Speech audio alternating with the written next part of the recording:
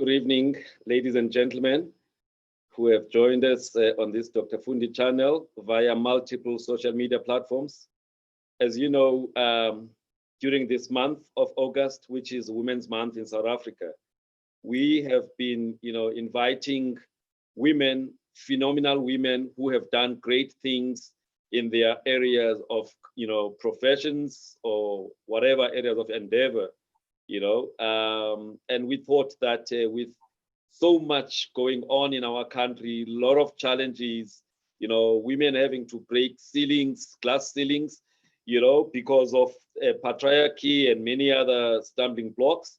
It's very important to celebrate those people who have succeeded. So today, my guest is a young lady, Luntu Ntloko. She's my home girl from Umtata. I've been inviting people who are academics, business people, and all of that. And I thought, no, man, there are many other areas where people actually excel. And one of those areas is in the areas of sport. And so Luntu is somebody who has excelled in that space as, a hockey player, a professional hockey player in the past. And also now she is a sports marketing, specialist. So Luntu, I'm going to just read your bio so that those people who have forgotten about you, they can be reminded of the good things that you have done. All right. So that will take me just about a minute, and then I'll welcome you officially now. All right. Luntu Ntloko is a strong, independent woman with a great sense of adventure. We're going to come back to that part, the strong sense of adventure. This is evident in her love for traveling and experiences living and working in parts of the world. She was born and raised in Umtata in the Eastern Cape and is one of 4 daughters of the late Mbulelo Monti Ntloko and Peace Ntloko. She has a BA undergraduate degree and a postgraduate diploma in marketing management from UCT. All right, so this is somebody who played sports to the highest level, but she also thought about the life after her playing days. And she's gonna tell us, where did that all come about? All right, she was once a professional hockey player, and her career started in high school at Kingswood College in Grahamstown. This is where she realized her talent for sport and where her passion for the game developed. During her time at school and at UCT, she represented various provincial teams. And in 1999, she finally got to play for South Africa. She gained 75 caps representing South Africa from 1999 to 2004. That's about 5 years, straight 5 years, she was in the national hockey team for women, all right? And she participated in the 1999 and 2003 All Africa Games in Joburg and Abuja. In 2000, she participated at the Champions Trophy in Amstelveen. That must be in Netherlands. You'll tell us if I got that one wrong. And in 2002, she actually was involved in the World Cup in Perth. 2002 again, Commonwealth Games in Manchester, as well as various local and international tours. So this is somebody, other people will call you a veteran, of the hockey sport, in South Africa. But anyway, so she was extremely honored to have had an opportunity to represent South Africa at the highest level of sport, and she was actually the first Black woman to represent South Africa at an Olympics game, at the Olympic Games for field hockey in the 2000 Sydney Olympic Games in Australia. And this was testament to her hard work, passion for the game, and her pioneering spirit. You're gonna tell us about where this pioneering spirit comes from, because you just wanna do things that other people have not done, Yeah, so she is actually an accomplished and experienced sports marketing specialist with over 10 years experience. And in that 10 years, it includes 8 years at FIFA, where she was involved in delivering Africa's first Soccer World Cup in 2010. We can't forget that World Cup here in South Africa in 2010. Also in 2014, FIFA World Cup in Brazil, she was involved. Again, 2011 and 2015, Women's World Cup in Germany and Canada. Also in 2019, that's last year, FIFA Women's World Cup in France. And most recently, she was also involved in the FIFA Club World Cup 2019 in Doha. So she's currently a senior marketing manager, marketing rights delivery at FIFA World Cup Qatar 2022. So she just has this thing with Soccer World Cup. She just can't get enough. She's now going to help the Arabs to actually deliver, a good World Cup, and it will be the first World Cup in the Arab region, just like it was the first World Cup in Africa in 2010. So Luntu, welcome to the Dr. Fundi channel. Thank you, Dr. Fundi.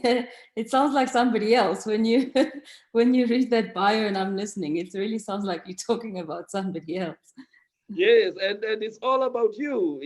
I mean, most of the people that I've featured here, earlier this month have been people who are in their late 40s and 50s. They've taken 20 years to be where they are. And you, because of the sport that you chose, actually very early on in life, you excelled. You were the pioneer.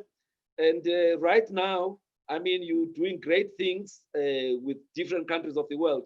Yeah, so just tell us a little bit, though. I know you told us that you are a daughter. You're the fourth. No. You're one of 4 girls in your family. Just tell us a little bit about who Luntu is, the kind of family that you grew up in, the early influences, which when you look now, you say, yeah, this is what my mom taught me, or this is what my dad taught me, in the early days. And this is what actually gives me the compass to navigate life. Yeah, thanks, Fundi. I'm actually not as young as I look, thanks to good genes from my parents, especially my mother. So the people that you were talking about before that you've interviewed, I'm kind of in that age gap, not too far away. So, but thanks to Mama for the good genes. But yeah, so I'm one of 3 daughters who grew up in Mthatha. My mom and dad didn't have any sons, and I was mentioning, I think in another chat I was having before, as we were talking about Women's Day and the importance of women and what women are also capable of achieving is I remember growing up. I mean, I had an amazing childhood. I really did. Mthatha, I think, was the best place to grow up. I mean, it was luckily, I think, for us as well. Even though we grew up in an era of apartheid, we were kind of shielded a little bit, I think, from a lot of things that were happening in the big cities like Johannesburg and Cape Town, etc. So it was pretty peaceful, and we were also. I mean, we grew up around white people, so it wasn't strange for us to interact with white people. Our neighbors on the one side were white, although they had a very vicious dog, which I think didn't really like us. I think maybe the dog was racist.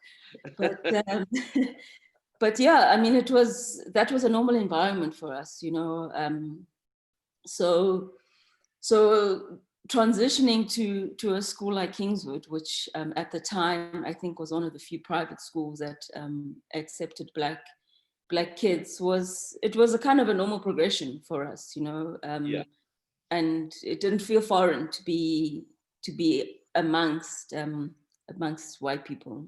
Yeah, but before you went to Grahamstown, where did you go to school in Mthatha? So I went to school in Evela, which actually still exists now, which is actually a school that was started by our parents, by a group of parents in Mthatha who who wanted their kids to have a, to be able to attend a good private school.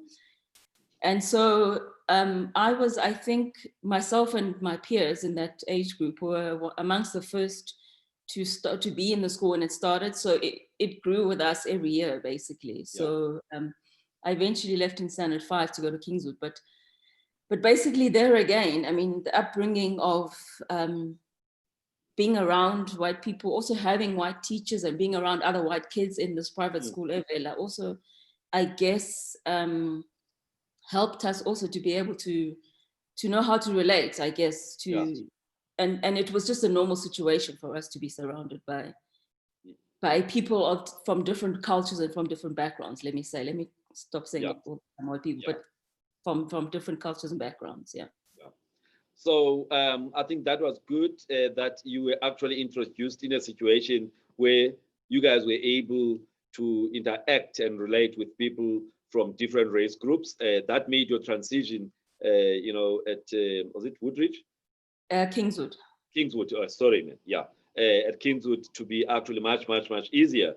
But there must have been other challenges, though, because those days, Grahamstown was what was referred to as Republic of South Africa, and you were coming from Umtata, which was like a capital city of a homeland. Mm. What were some of the challenges, that you experienced, or things that you were not really used to experiencing in Umtata? Yeah, I mean, I guess it was for the first time we had to go to boarding school, so we left home. For me, it was a little bit easier, I think, than for my younger sister, because my younger sister and I, Kanye, we went to boarding school at the same time. For me, it seemed to be something that I thrived on, but for her, I think it was a little bit difficult in the beginning. But I think probably one of the hardest things was being away from home, from family, and I guess, but Kingswood being the school that it is and the area that it was in, we were also quite sheltered from what was going on in the rest of Grahamstown, to be honest. The school is quite strict in terms of like what students are allowed to do and where they can go and your time and things like that. So it's not as if we were allowed to roam around in Grahamstown and see what was going on in the Republic of South Africa. So it was strange in a way, because we kind of left this bubble of Umtata to go into another bubble, which was the school and the campus of Kingswood. And we were only allowed out very not so frequently. So we were again sheltered from a lot of what was happening in the rest of the country. For people who don't know, when you had to drive from Umtata to Grahamstown, you had to go through a border post at the Kai Bridge, because you were leaving one sort of a country to another country. When you tell people nowadays about that, it's like, no, man, it can't be true. But actually, that's what you guys had to do all the time when you were going to school or coming back, from school. Yeah. Right?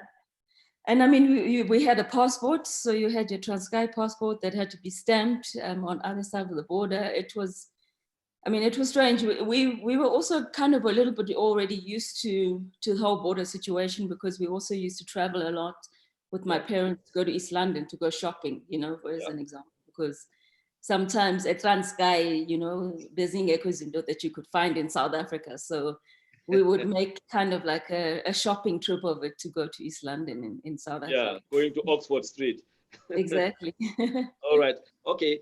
All right. Now, okay. So you did your you left Umtata at Standard 5, and then you did your high school in Grahamstown. Tell us about your love for hockey. When did it start?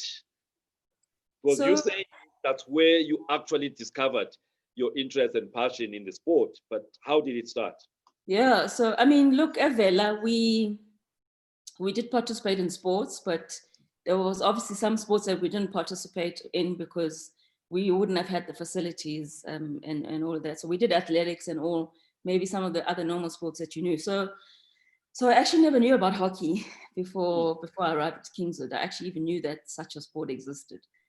And so at Kingswood, they divide the terms depending on, I mean, you play sport according to like the different terms. So in summer we did athletics and swimming and whatever, and hockey was a winter sport that everybody had to play. So you didn't really have a choice whether you were going to play it or not. So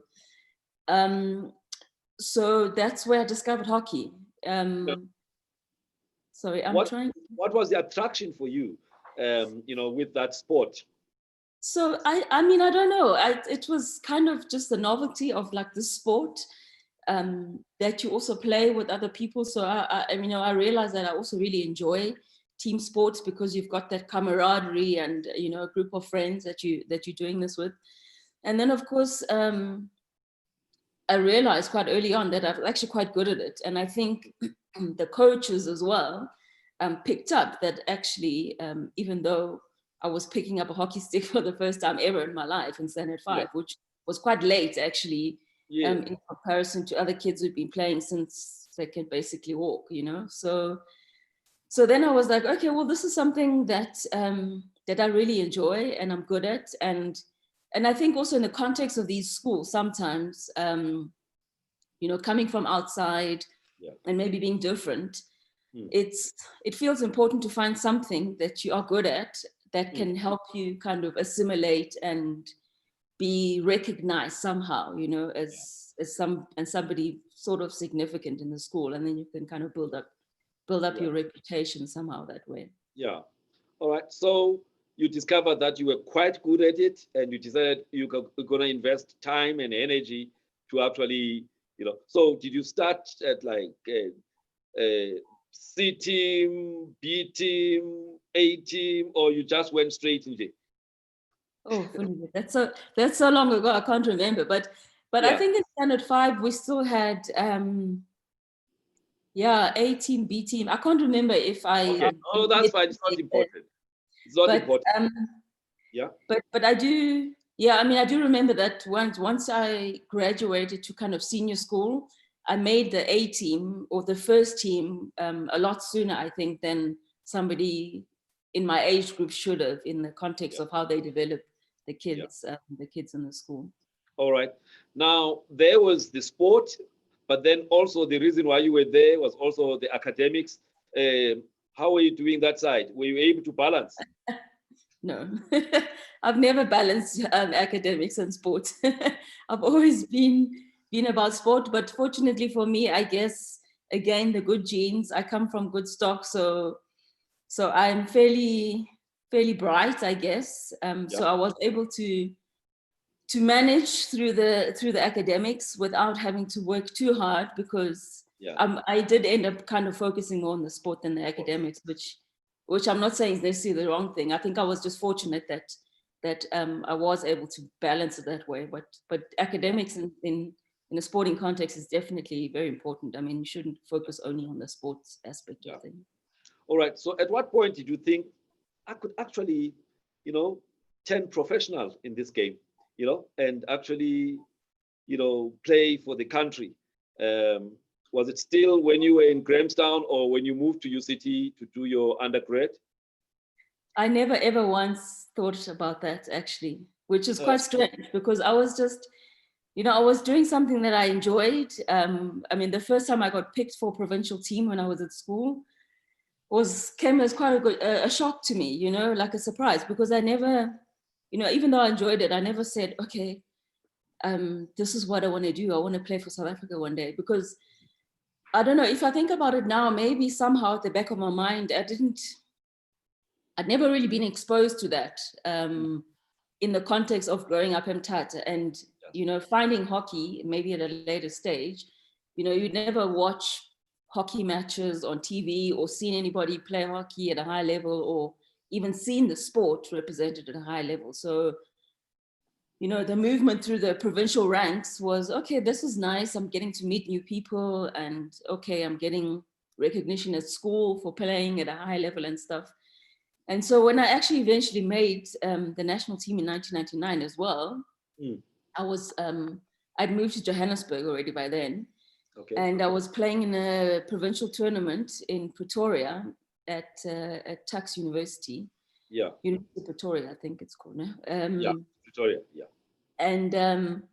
And I didn't even know that they were actually there were selectors there that were going to pick a team to represent South Africa, in a series that was coming up in September. So when they did this and they read the team, I was like, I didn't even know, they were doing that. And I was obviously quite honored. And I think that's where then kind of the ambition of representing my country really started, was actually finally being picked and realizing, okay, I am actually at a level good enough to play with these people. And then from then on, I think my goal was to stay in the team for as long as I possibly could while I was still playing. Yeah. Good. All right. Oh, okay. So you ended up staying for 5 years, right? From 1999 to 2004. Mm-hmm. And during that time, how was your time in the national, team of hockey for South African women? It was amazing. What would be your highlights? I mean, I mentioned earlier that you played at the Commonwealth Games, at the World Cup, and whatever. So, but being in that setup of playing for the country, how was the experience of that? Yeah, I mean, I would say the entire thing was a highlight because it was just, I mean, your life was just about hockey and it was quite simple. It wasn't complicated. It was just about training, eating right, getting together with people that became your friends or your family, and doing things together to achieve what was a common goal for the sport. So it never felt like a chore, never felt like something that was difficult. Although, of course, I mean, you have to work hard and maintain the levels of fitness and stuff. But I think that's also what's so nice about a team sport is, even if you have to go out and do a fitness session, you're not often doing it by yourself. If you're in Johannesburg, you can call on your other teammates and go and do this. So for me, the whole thing, I mean, I got to travel all over the world on somebody else's budget, I always say. And, just have so many amazing, wonderful experiences, meet so many different people, and I think have some experiences that when I look back, I think like, wow, I was just this little girl from Mthatha who, picked up a hockey stick for the first time when I was 13 years old. And like, look how things turned out in the end. Mm. So being the first Black woman in that setup, all right, because you were the first one, did you feel any pressure of being that first Black woman in terms of meeting certain standards or dealing with certain stereotypes or dealing with certain prejudices, or the pressure of being an example so that others can come behind you? Yeah, definitely. I mean, in the beginning, I think I didn't think about it, but the more I matured, I think I realized that even though I didn't want to be kind of a role model, I was a role model. So I had to really work. I felt like I had to work extra hard to prove that I was there on merit and not there as a quota candidate. Yeah.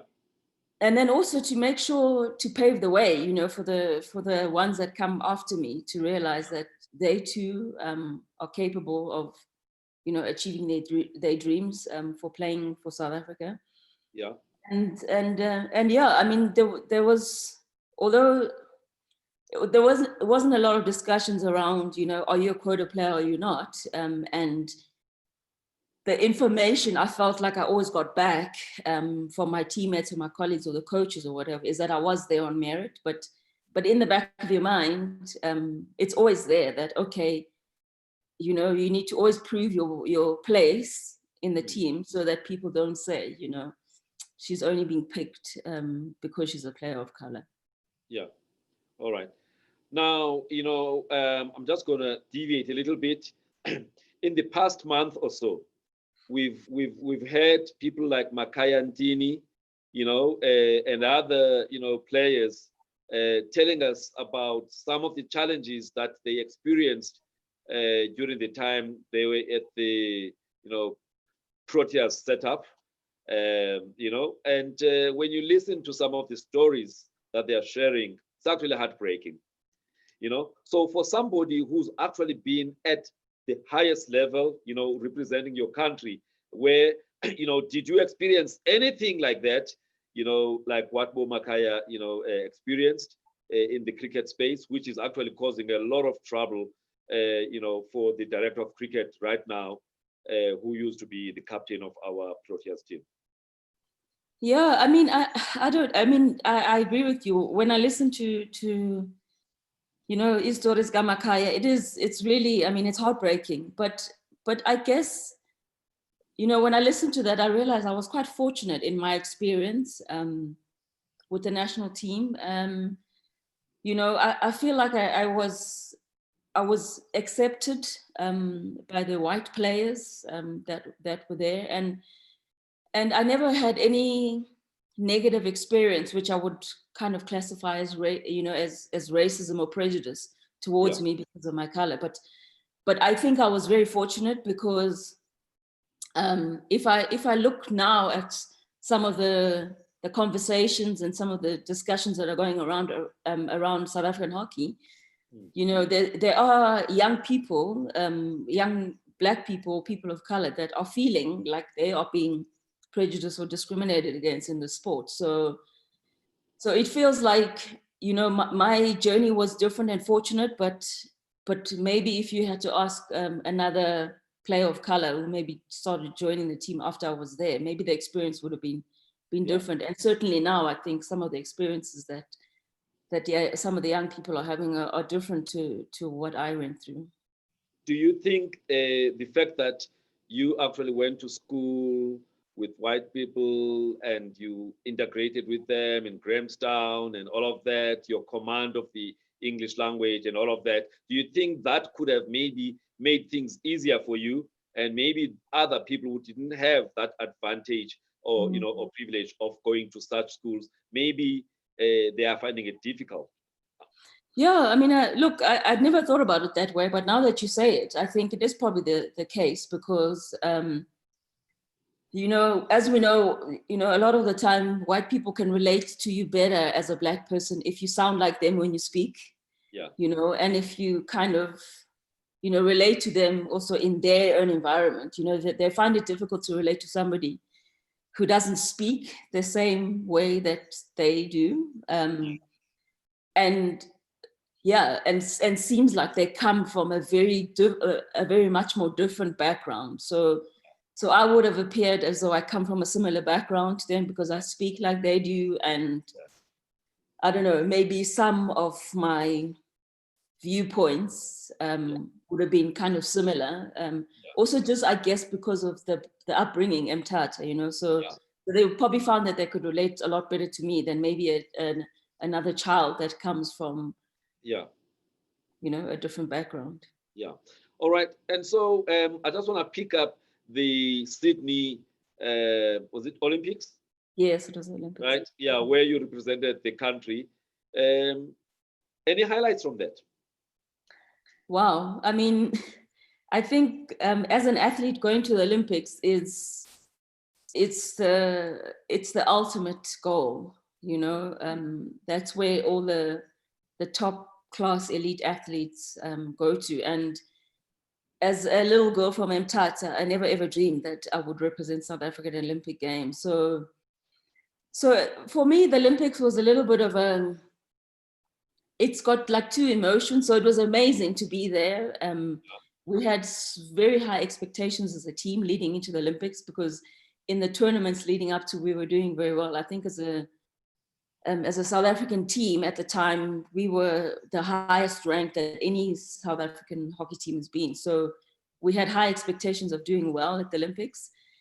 But the Olympics being the Olympics, it requires people that have experience of not just the performance part of the Olympics, but everything that comes around it, because you in this huge athletes village accommodation, which is, really nice, and you're in this massive dining hall, and you know, you're likely to bump into like a Serena Williams or a Marion Jones or whatever. So it's quite easy to get caught up in those kind of things if it's your first experience there, which ends up having an impact on the performance side. Whereas the teams that have the experience of that already, they've got kind of strategies already in place to manage it. And for us, I mean, it wasn't just the players, it was the management as well. You know, the coaches that were there for the first time. So we were literally like deers in headlights, just excited by everything that's there. And I think as a result, the performance side of things did not materialize how we'd expected to, which was a little bit of a disappointment for us. So how far did you guys go? We finished last, unfortunately. 10 out of 10, but which, I mean, it's nice because you're there, you made it. There are other teams that never made it there, but I think at the end of the day, when you're at the Olympics and you're a performance athlete, you're there to win, or not to win, but to do a lot better than kind of coming last. So yeah. But then there were Commonwealth Games and other types of games. Which competition did you guys go quite far, you know, as compared to your experience in Sydney? So we actually did quite well at the Champions Trophy, which was it's a top 5 countries in the world actually that compete in this tournament. And this was a tournament that we did well in leading into the Sydney Olympics. But after that, we did pretty well at the World Cup in Australia and at Commonwealth Games. We did well amongst the Commonwealth countries. So I think the learning and the experience from the Olympics kind of, especially with people, because then you start to get obviously a mix of new people and the ones that are a bit more experienced. The ones that are a bit more experienced are able to then guide the newer ones a little bit in terms of like, hey, okay, you know, all that other stuff that's periphery is exciting, but we need to also focus on the performances, which is what we're here for. So yeah. All right. And at some point you played with one of my home girls, if I'm not mistaken, Mbande. A lady. No, I'm much older. I'm much older than Umpume. Oh, okay. Oh, all right. Umpume, okay. Yeah, she came.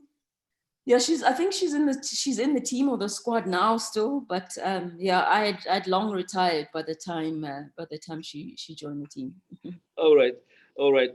But when you look at your career, I mean, I'm talking about now as a sportswoman, that 5 years at the highest level, but even before, when you were going up the provincial ranks, when you look back, you know, what do you think about it?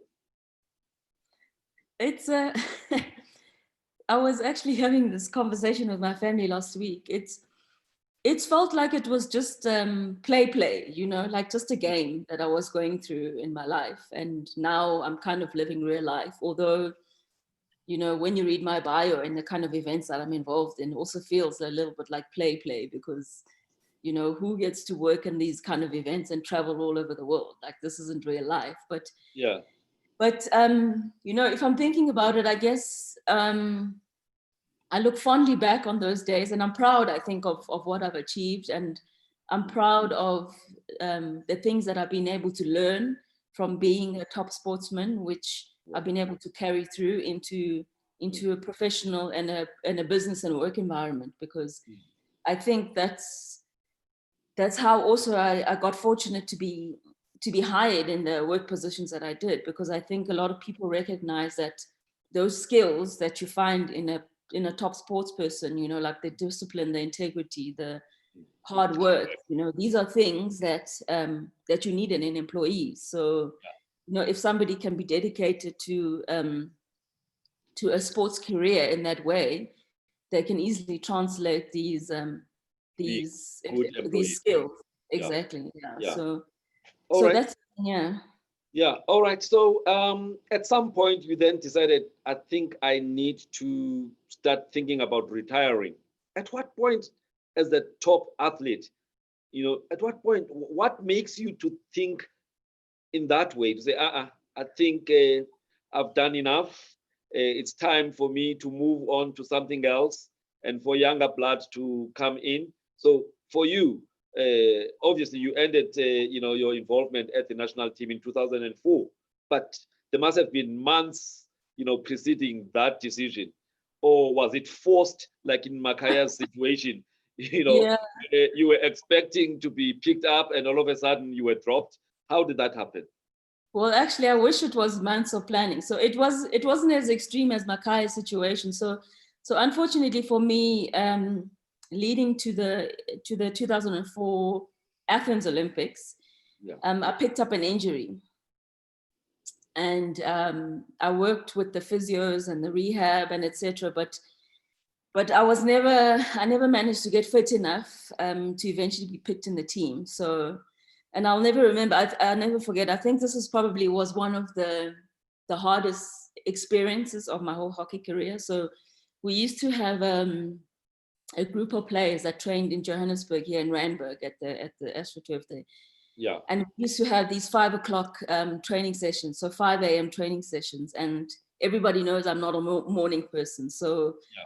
It was always quite hard for me to wake up, to go and do this training. And this was after still going through the rehab and stuff, and maybe like a couple of weeks or so, or a week or so before they were going to pick the team or the squad to go to the Athens Olympics. And I woke up, and our coach used to attend sometimes these training sessions. I woke up, we did the training, went through the entire fitness session of about an hour and a half. And then after the session, she called me aside and said, look, we're not going to pick you for Athens because, the other person that they decided to pick was performing a lot better and was fitter, and my recovery had just not materialized. Not been good enough, yeah. And my first thought, before getting even disappointed about not being picked, was, couldn't you have told me this last night so that I didn't have to wake up at 5 in the morning to come and train for no reason, Yeah. But I mean, at the end of the day, you have to continue to train and remain fit, because you never know, some other player might end up getting injured or drop out, and then you still maybe have an opportunity to be picked. But yeah, I mean, I was very excited about going to Athens, about being able to go for a second time to an Olympic Games, but that didn't materialize, and I was very, very disappointed. I was really disappointed. So then after that, kind of like the retirement thing kind of just rolled into, kind of rolled on its own, because then it also kind of felt like, okay, maybe I am getting a little bit older, to be able to put in the work that's required physically for this. I decided to take some time off and I went to go and play hockey in the Netherlands for 2 seasons. And then after this, I knew that, okay, I still love playing hockey, but I don't think physically I have the stamina to still play in the national team and at that level. And it's maybe time for some younger people to come through now. So you announced it, or you told the national selectors, or what did you do? How did it get to be known that you're not available for selection? I can't even remember. I mean, I mean, I guess I must have, because what happens, I think, is the selection process for the national team is you've got to play in an interprovincial tournament locally. And then when you're there, you kind of then indicate on the forms whether you're eligible, whether you're making yourself available or not for national selection. And I kind of just ticked that box, but I never made any kind of public announcement or media announcement. That I kind of just disappeared, slipped away into the background. All right. So at what point did you think about life after playing the sport? What am I going to do now? What kind of opportunities I want to chase, and all of the kind of things. At what point did you go and study the marketing management and think that, okay, I think this is now where I'm going? So I was actually quite lucky, Fundile, because I joined the national team at a much later stage in my education or whatever. So I'd actually already finished university, okay. and I'd All right. already done postgraduate marketing diploma. So I was already a year out of university when I got picked in the team, which was actually very fortunate for me, because I think what you find is a lot of players, because hockey is a professional sport, but actually not, so you don't get paid. So people are either working or studying while playing hockey. And so it takes them a long time to actually finish their degree. Yeah. Lucky for me, that was also all already done. Yeah. So then I finished playing hockey, and then because everything just kind of happened so suddenly, after coming back from the Netherlands, it was kind of like, okay, I'm done with this hockey thing. Now what? But fortunately for me, the contacts that I'd made through hockey, people knew people that owned a sports marketing agency. So I was able to get an interview with the MD there, and because of the relationship that he had with the person that had recommended me, I was able to kind of get interviewed for such a position. Yeah. And so All that's right. how the sports marketing career started. Actually, I never intended to actually go into sports marketing. It was kind of just like, okay, well, I'm done playing hockey now. Now I have to figure out what I'm going to do work-wise. So Yeah. Okay. All right. Lovely. And so now, how did you get to soccer? Soccer World Cup 2010. I mean, that's a big opportunity to be part of, bringing the first World Cup to Africa. So how did you get to that setup? absolutely, yeah. So the sports marketing agency that I worked with, actually, we worked in rugby. So way back then, APSA sponsored the Springboks. They sponsored the APSA Currie Cup. So these were the properties that I was working in already. So I was already working in sports marketing. Yeah.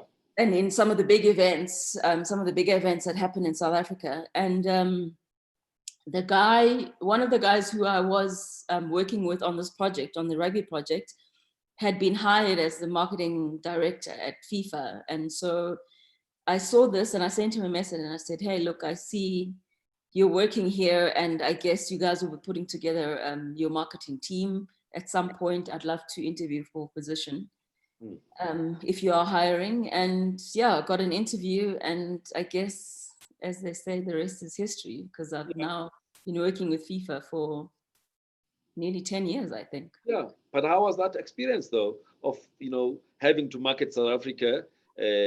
Obviously, I mean, by marketing that World Cup, you had to market the country and all of that. How was that?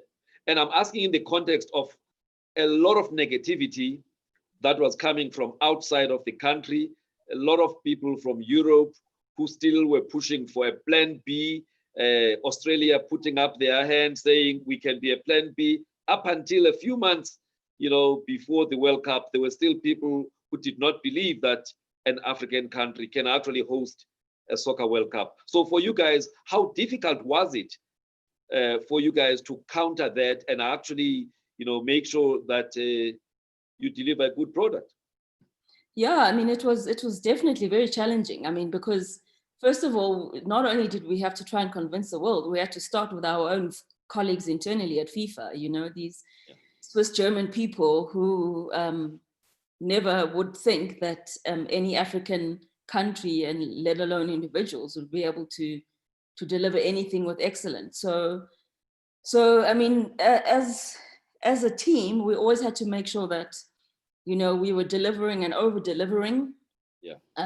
First of all, to make sure that those FIFA colleagues understood that, look, it's not charity that this event has gone to Africa. I mean, it is saying thank you to Sepp Blatter that it did come to Africa, but then we had to constantly and continually prove that we could host a world-class event. So every other little event or other little milestone along the way, we had to be excellent and deliver it in an excellent manner, so that people could start to say, okay,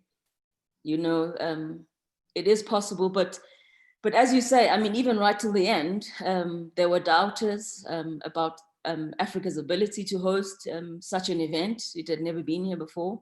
And also, people were so worried about the safety aspect because, of course, on that side of the world, that's all people hear about is the crime and the starving children on, on the side of the world. So, but it was the most incredible experience of my life. I mean, it was amazing. And then you decided, obviously you were still within the FIFA space, that okay, now I'm done with South Africa. We've delivered the best World Cup ever, best profits. Everybody actually, the doubters have been made to eat humble pie. Now it's time for Brazil, 2014.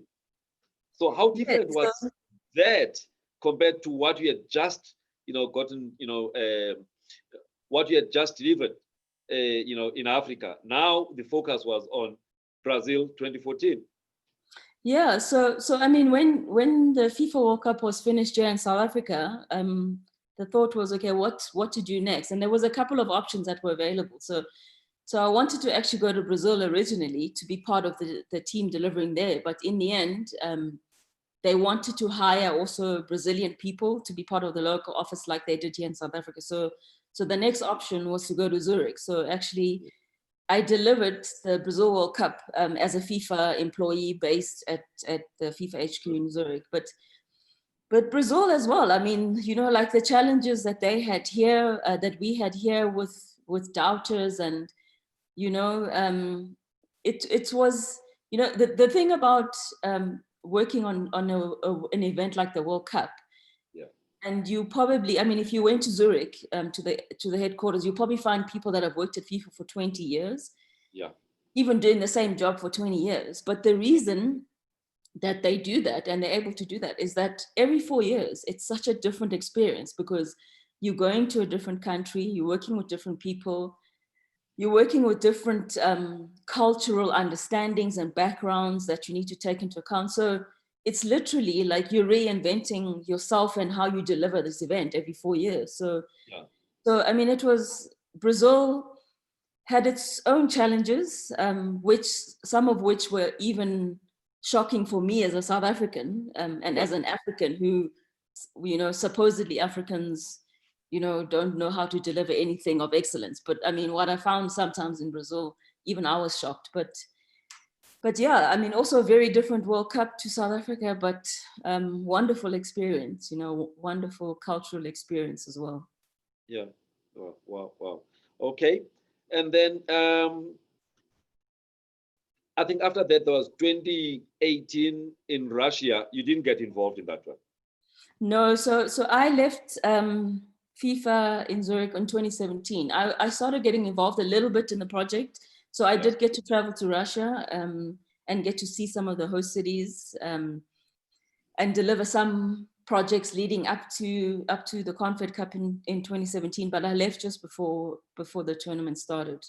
But also, again, completely different cultural experience, and our perception or what we really know of Russia is what we see through the media, right? Yeah.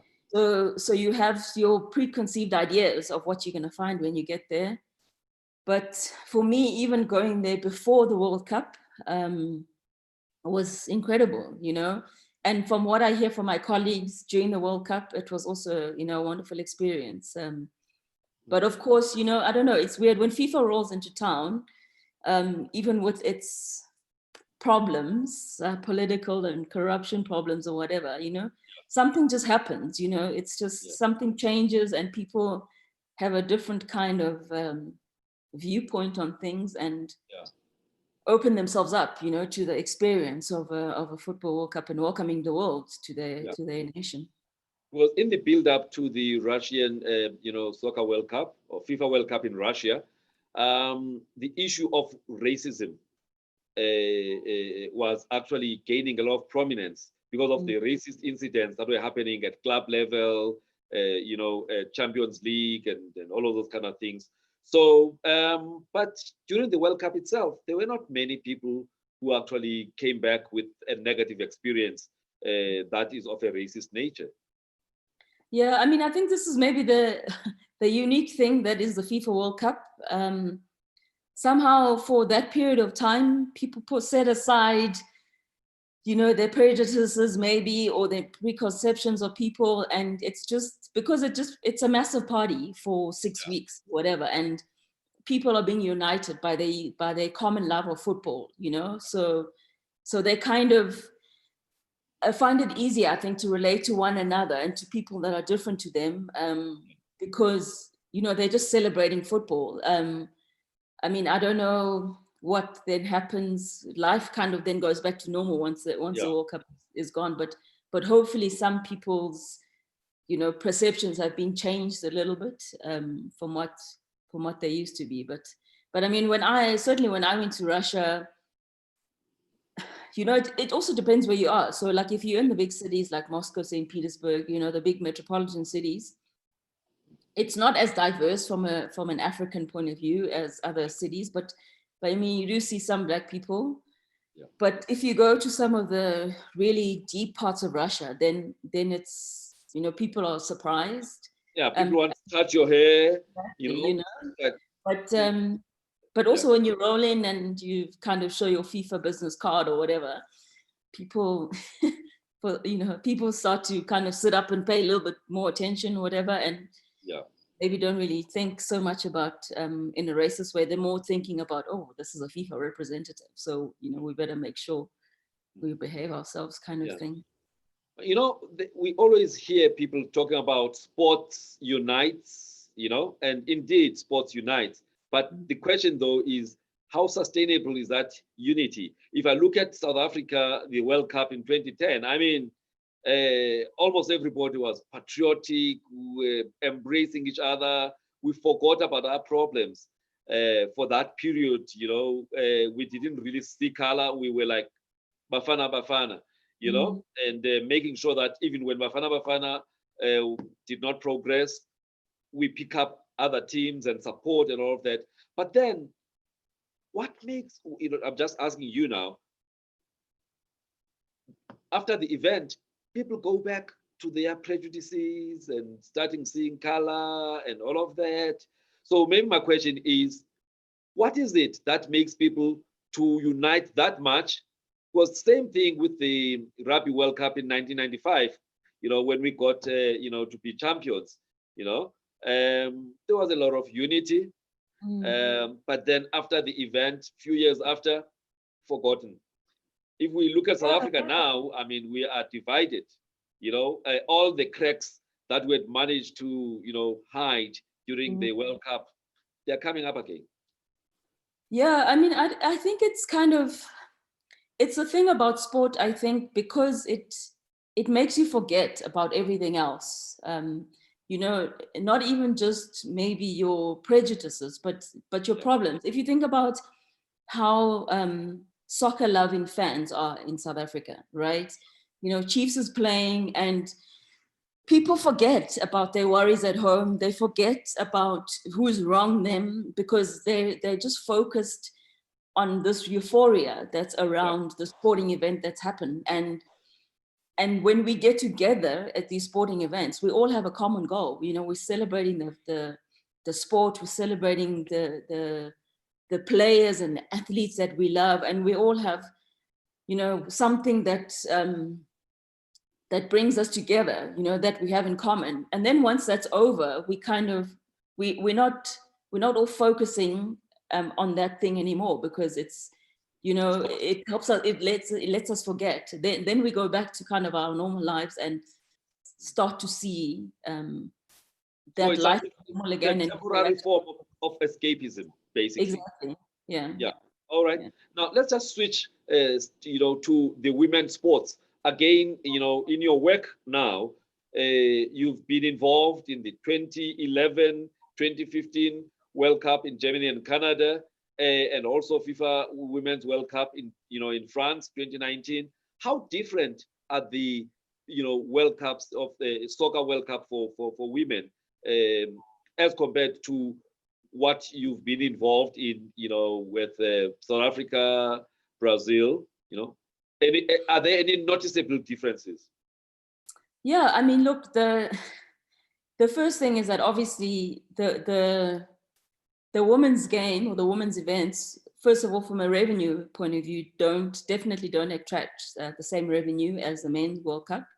Yeah.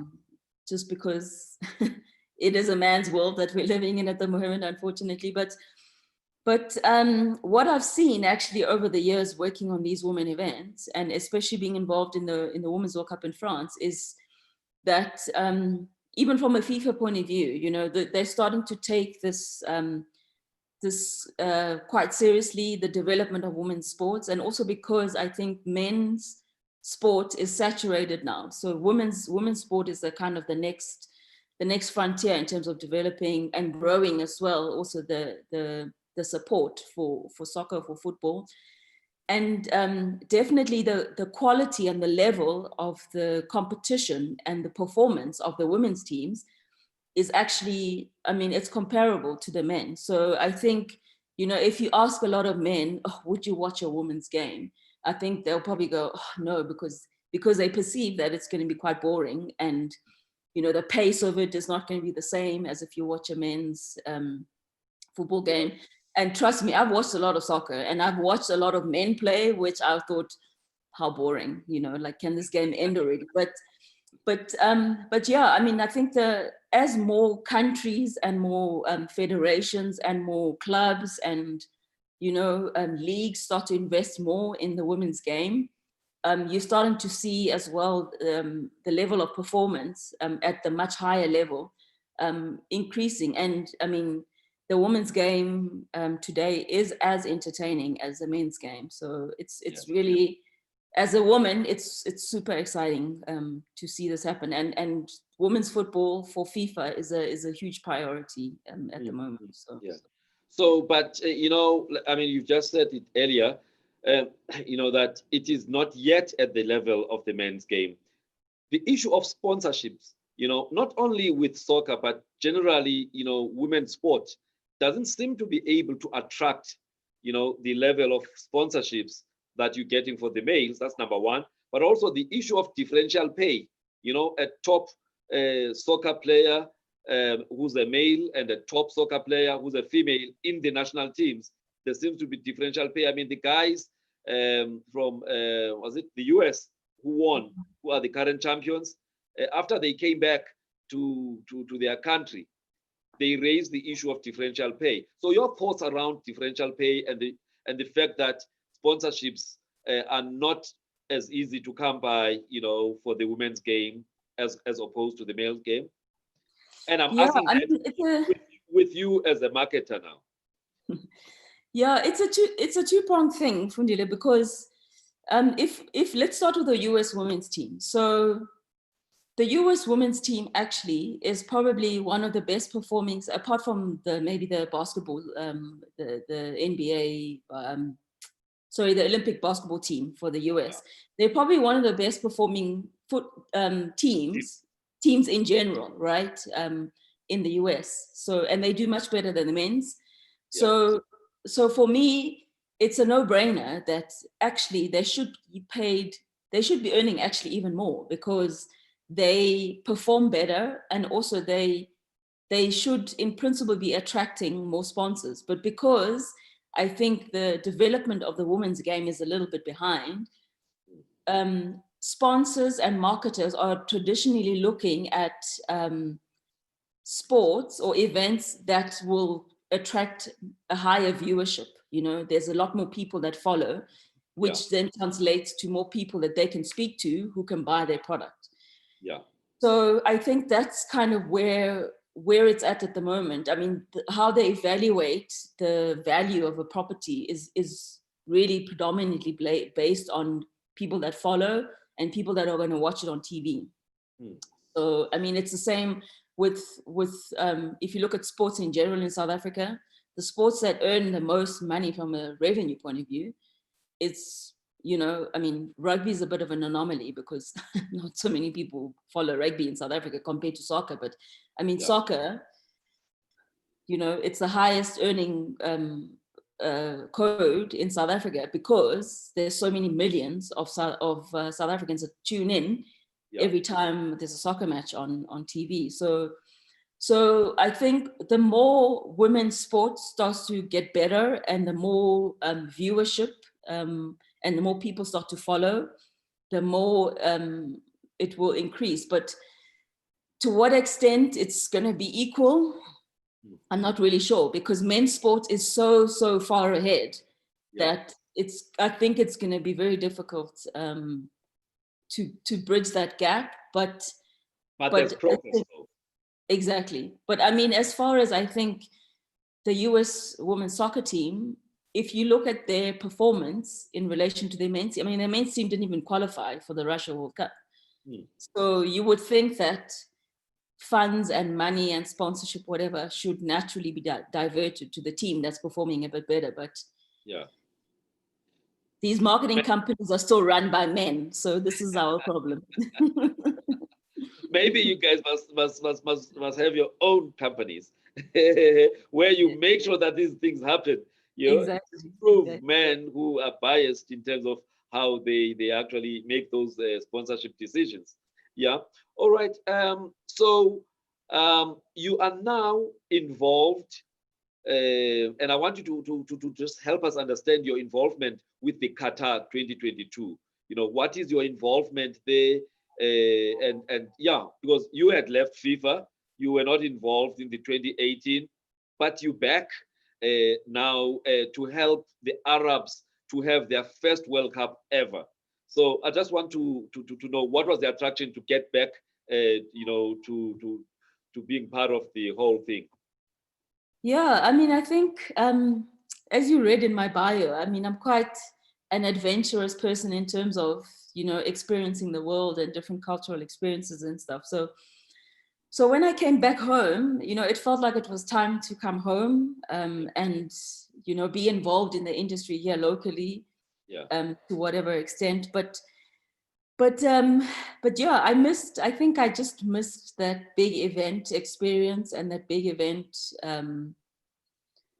I don't know that that adrenaline that comes with working, on such a big event, and certainly working on a World Cup in an Arab country, which is a very different cultural experience and a place to live compared to what I'm used to before. I don't know. I was looking for another challenge. I think. I mean, I've been back in South Africa for 2 years, and the opportunity came to work freelance at the Women's World Cup in France. And once I was there, I kind of just knew that, I wanted to get back into this kind of environment again. And I knew obviously that the World Cup in Qatar is happening in 2022, and they've set up an office there. And they would always be looking for people that have experience in delivering these events in the past. So yeah, I submitted my CV, and lucky for me, I also still know a lot of the people involved at FIFA, and they know me, and they know how I work and my experience. So it was a no-brainer for them as well to hire somebody. Beautiful. Such experience. But now this is going to be a very different World Cup. Normally, World Cups are played around June, July, from June and then end up in July. But FIFA has now decided that this one is going to be played, what is it, around December? Yeah, so it's end of November to mid-December. So look, I mean, there was no choice, because June, July is summer in Qatar, and it can get up to 50 degrees Celsius. So this would be extremely dangerous for players, and also extremely dangerous for fans. I mean, you can't, be running around in such weather. So the decision had been made to host the World Cup in Qatar. They can't take it back. So they had to adjust the time that the event is played. So November, December is winter in Doha, in Qatar, and the temperatures are much milder. Yeah. Late 20s and early 30s, away from 50s. Yeah. But I mean, the stadiums are all have air conditioning. So actually, it ends up being a lot cooler than mid-20s in the venue when you're in there. Make me understand that. That's the part I'm still trying to figure out. The whole stadium has got aircon. Do they close it up and then? So actually, I mean, that I had the same kind of question. I'm like, what do you mean it's an open air space? How can you have air conditioning? But they have these massive vents, which are kind of at pitch level. The roof is still open, but I think the amount of air that escapes, cool air that escapes, is not so much. Yeah.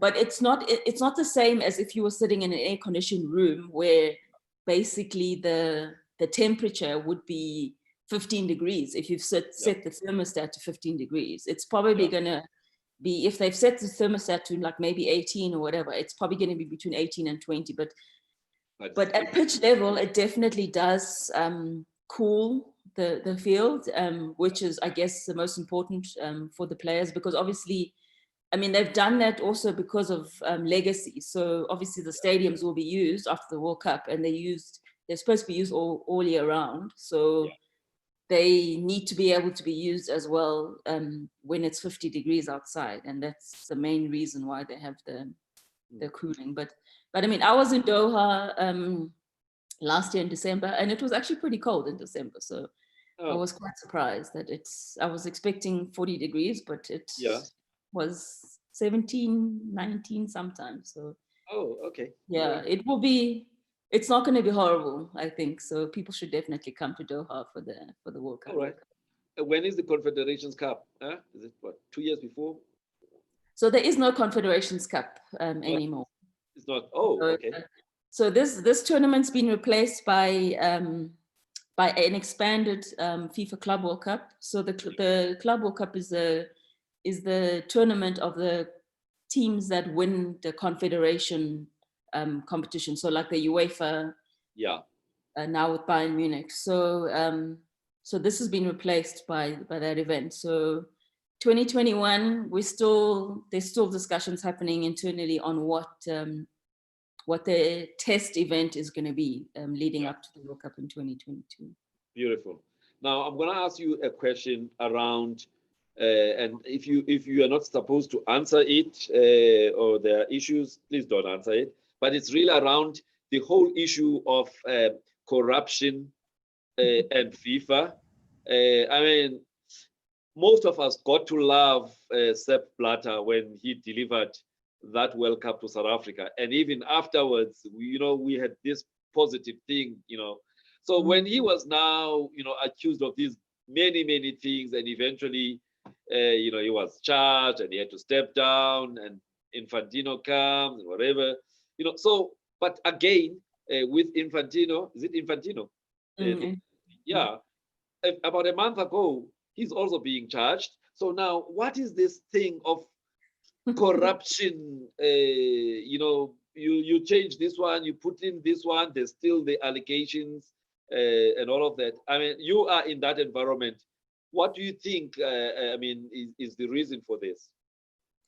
Yeah, I mean, I don't know, to be honest. I mean, I guess as a person that is just, I mean, at the end of the day, I just say I'm just a worker, So I'm just there to deliver the event.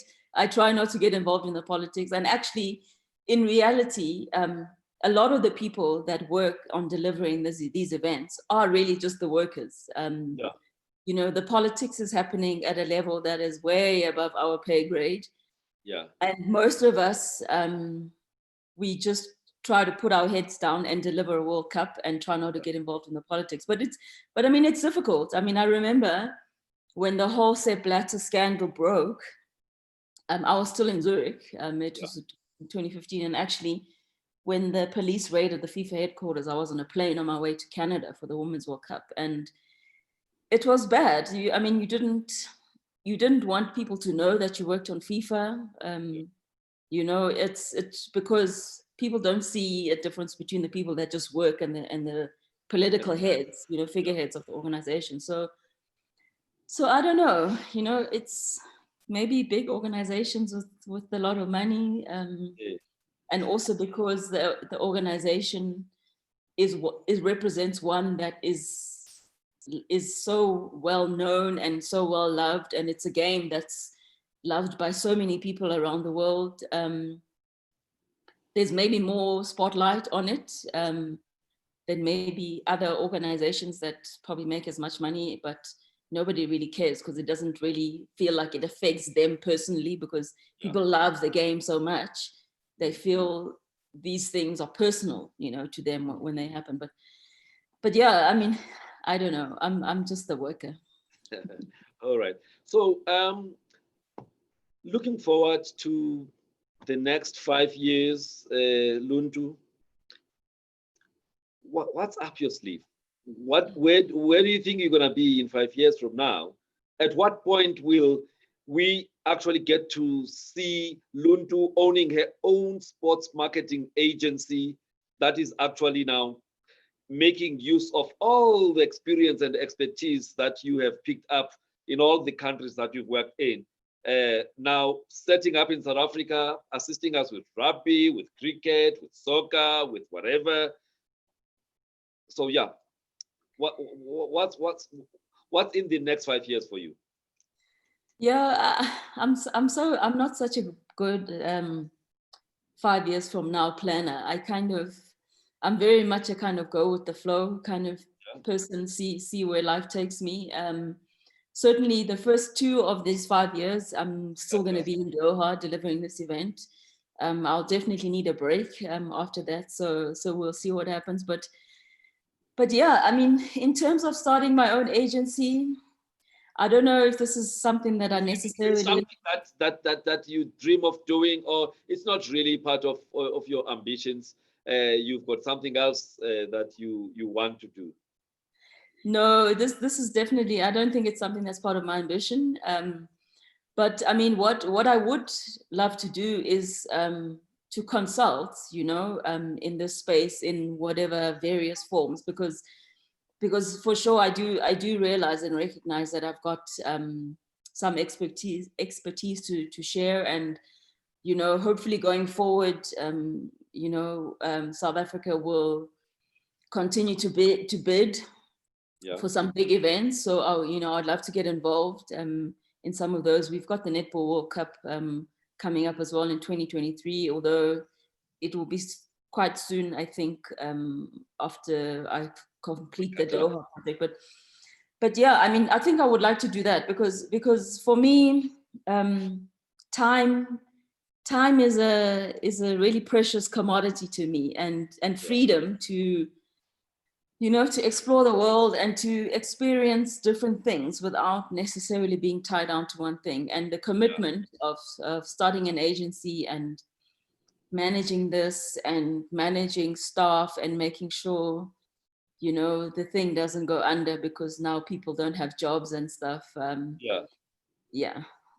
This is something that's, I don't so imagine. You still want to be that free spirit, adventurous lady who can just decide, no, now I want to be there, I want to be there, and that. So setting up your own company, and you know, it might just tie you down like that. Exactly. Yeah. I mean, the next World Cup after Doha is US, Canada, Mexico. So you never know. Look, I maybe don't want to go to the US right now with the way things are, but certainly maybe Mexico or Canada would be interesting to go and be based in for a while and work from there on another World Cup event. Yeah. So I'm looking now on my Facebook thing, and the Ntloko sisters are there in full force supporting you. Kanyi, you know, hello sunshine, you know, and Tulisile saying we have never balanced. That is in your family.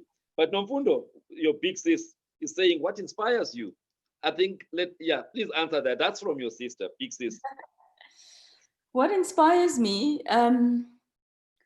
Lots of things inspire me. My family inspires me. My big sis, who asked this question, inspires me. You know, for the things that she's been able to achieve in her life.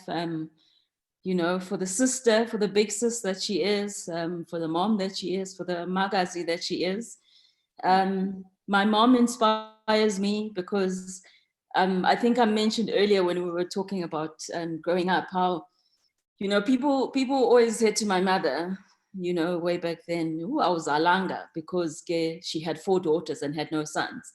Yeah. And it was her, she made it a point for these 4 girls that she birthed to realize that, what these people are saying is rubbish. And she's taught us and brought us up to believe in ourselves, to have confidence, and also realize that, like, basically there's nothing that we can do. So growing up, literally, like, as girls, there's nothing we couldn't do. I mean, if the car had a flat tire, we would change it. We didn't to wait for a brother to come or wait for my dad to come. So, but yeah, I mean, I get inspired by meeting new people, by traveling, by having different cultural experiences. And I think this is why I love what I do so much, because it gives me the opportunity to do all those things. Yeah. Kanye says here, our last Friday was the perfect prelude to this Nunt. Then she's like, do you want to share what happened last Friday? No, because actually we were talking as a family, we were talking about what our individual definition is of success. Yeah. And I mean, we're a family of women, of strong women, successful women. And I can attest you are very strong and very different, but very strong. Yeah. Exactly. So, and that's actually what came out in our discussion last Friday, is that we're all so different, and we all have our own unique definitions of success that are personal to us. And this is what kind of complements us as a family and as women in general. We're able to support one another because we appreciate and understand our unique differences. I mean, in my family, there isn't anybody that has had the kind of experience or work, career, or path, that I have. And it doesn't make mine better than anybody else's. It's just different, and we're able to actually learn from one another because our experiences are also different. Yeah. And what role does mom still play? Because you guys are very tight. I mean, your mom is always around you guys, I mean, I look at the pictures that Utuli normally shares on social media. You guys are a very tight group of 5. I would say group of 5 because there's mom and then the 4 girls. Yeah, I mean, mom is a matriarch. I think she's the ultimate, woman in Bogota role model in our lives. She's just stepped up in every way possible. She's been somebody that we can look up to as an example, as a parent, as a sibling, as a wife, as a magazi, as a daughter-in-law, all of these different things that we need to learn, growing up as young women, and she's just been the example of that for us. And I think I don't know, somehow God designed it that way, because if it was up to her, she would have left this earth and gone to be with her maker a long time ago. But God was like, no, you still have a lot to impart to these young women. And she also does a lot of work with other young women as well. I mean, that are not necessarily part of our immediate family. I mean, I think she's just got a heart for developing and growing women, which is amazing, which is also something that we learn from. And she's super young at heart as well. I mean, if you look at the pictures, you probably think she's one of the sisters instead of the mom. So she's just part of, she's just part of us and the adventures that we are growing and experiencing as we all grow older. Yeah. Growing up in Umtata, my dad, he used to support spotless dry cleaners, your family business, which is now, is it being run by Kanye or mom or both of them?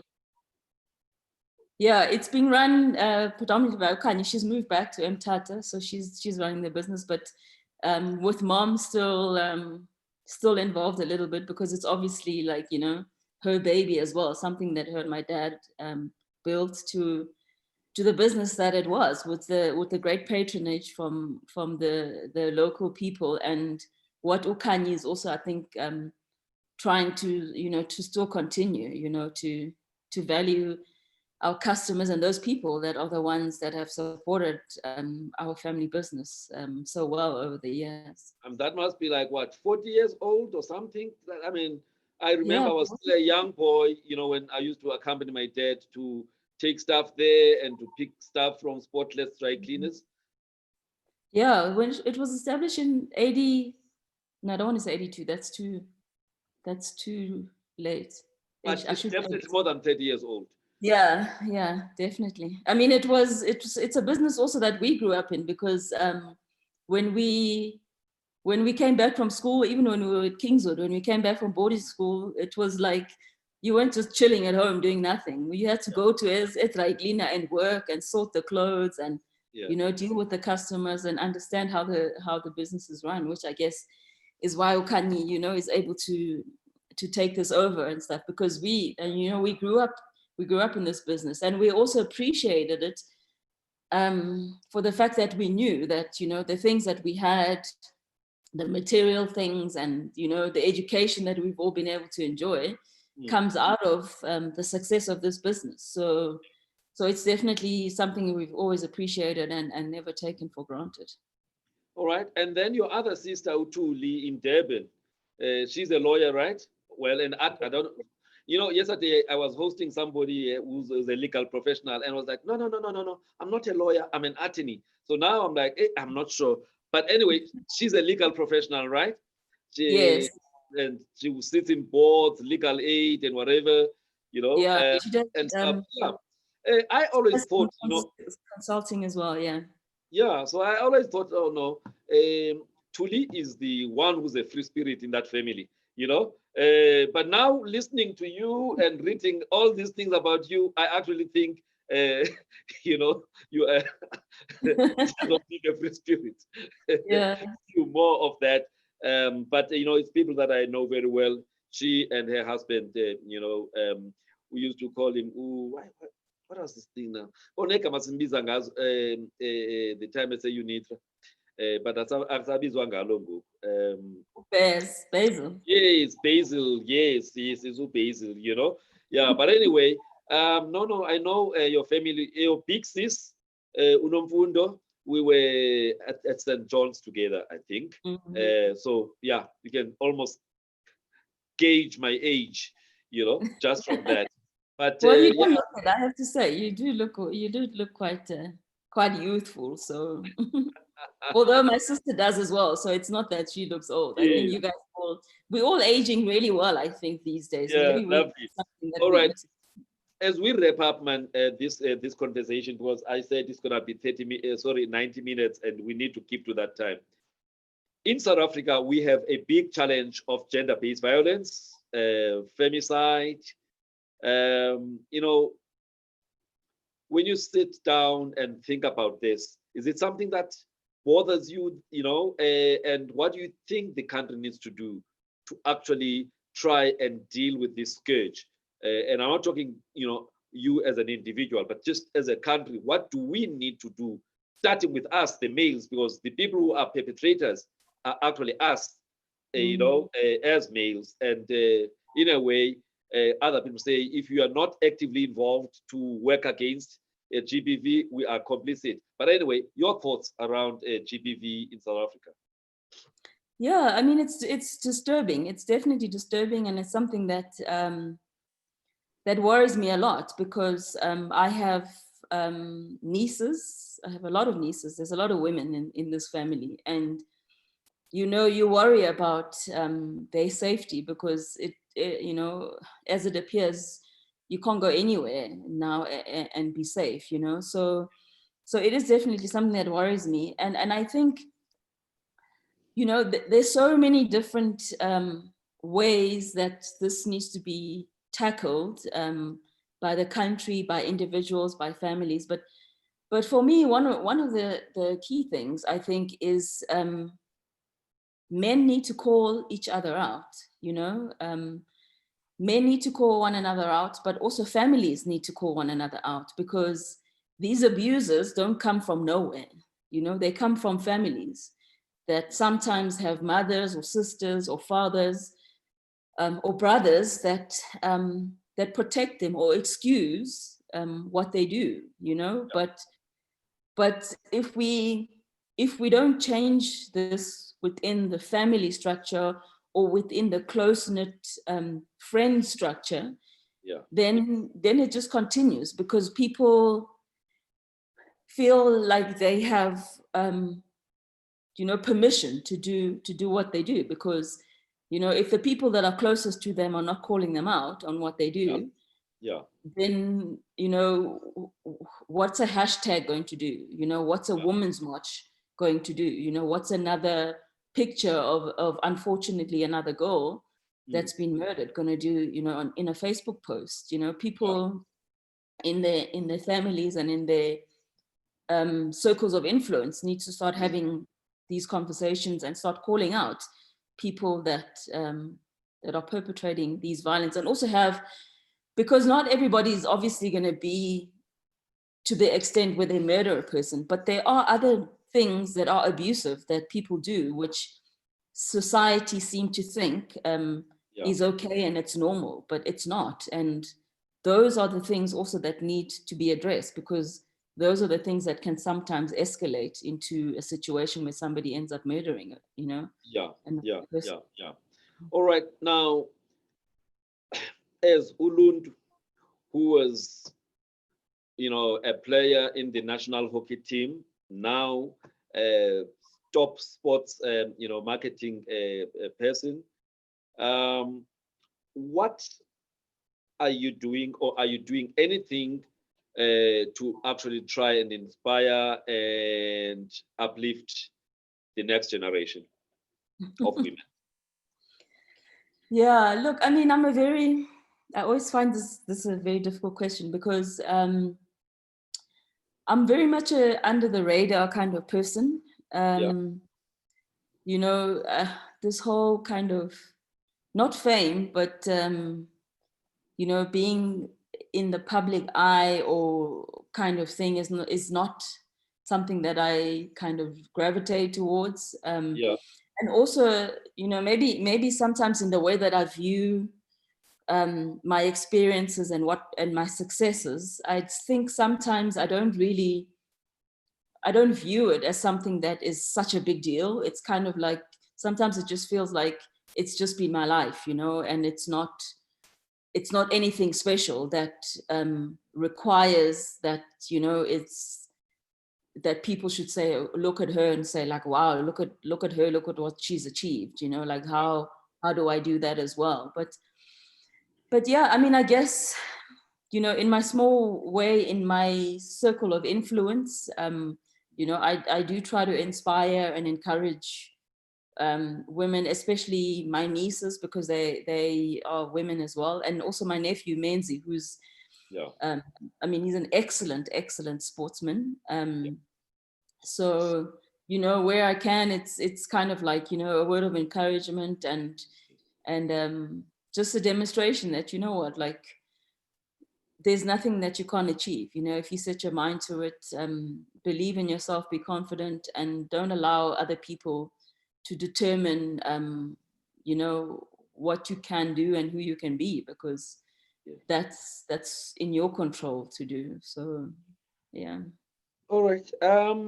Before I let you go, there is a question from one of your sisters again, and I'm going to take it because it's from them. It's actually from Tuli. Ne?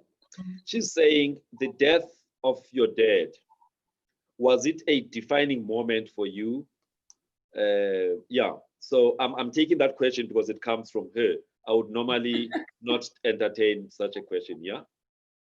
So yeah, maybe you shouldn't entertain it, even if it comes from her. Yeah, she's forcing you to reflect, on when your dad passed. Yeah, I mean, it definitely was, because my dad was a larger than life character in our lives. I mean, he was the dad that was just the provider for everything that we were able to have, and the life that we were able to enjoy as children, growing up, this carefree life, I think, that we enjoyed, Mtata, growing up. So so when he died, it was a huge shock because it also felt like he left too soon. He was super young. I mean, I think I'm 44. He was the same age. That's the same age I am now when he passed away, which actually, now that I think about it, yes, it was very young, you know. And there were so many, you know, there's so many things that he didn't see us as his kids achieve. So, but in a way, which is why I'm saying, like, my mom kind of just stepped up, because she really stepped in and filled the gap. And, you know, in time, it didn't feel like we didn't have a father, you know. I mean, obviously physically we didn't have a father, and all the other things that come with having a father figure in your life, but as a parent, you know, she kind of, you know, she stepped in, and the lives that we knew and we lived before, we, you know, were able to continue. And yeah, I mean, look, if I think about it now, I mean, I you know, I do think about, like, you know, what it would have been like, you know, to celebrate my sporting achievements, because my dad was quite sporty, you know, but he never really got to, you know, to see me represent South Africa and be in an Olympic Games and stuff. So I do think about that, but yeah, I mean, it's let's leave it. Let's leave it, because I think it's making you to start being emotional, understandably, you know. So let's leave it there. So thank you very much, Luntu, for affording us this 90 minutes of your time. Really, for me, it's been nice to just listen, because I picked up a little bit that was written by your sister on Facebook, and I thought, I want to talk to her. There's so much that if I talk to her about, you know, she will inspire so many other kids, but I'm also inspired. And I think one of the things that comes out for me is that in your family, yes, education is very important, but you were also allowed to be, you know, you were also allowed to actually follow your love of sport. And you've also been allowed to do many things that you've done, go to many countries, and not be told that no, yenza lento ngoku, yenza lento ngoku, you know. So it almost feels like it's a very supportive family, but that still allows people to be themselves, and that's what I see from the outside. So, but thank you very much for sharing your story. Upulane Kingston, you know, also commented there, said the power of storytelling. So thank you, thank you, thank you. I also saw a few people bekubiza ngesituko, your clan name, uba ungumamlambo. All right. So I was like, I quickly Googled abo mamlambo bangabobani kanene, ohlubi, odladla, omlambo owelwa zinkonjane zodwa, kuba zona zinempiko. So just continue flying and soaring and doing anything that makes you feel good, and also in the process, you know, lift up others as you are getting blessed. So with those words, thank you, Luntu. Thank you, thank you, thank you. And I also want to thank all the people who joined in to listen to our, you know, conversation. 90 minutes is a long time to listen to two people talking, but I hope it was worth your while. This is our national asset, and we need to celebrate people like her. So I want to thank everybody who was part of this conversation. Thank you very much. Thank you so much. It's been an honor to chat with you. Thank you. Right. And thank you to the people that listened in as well. All right. Thank you very much. All Thank right. you.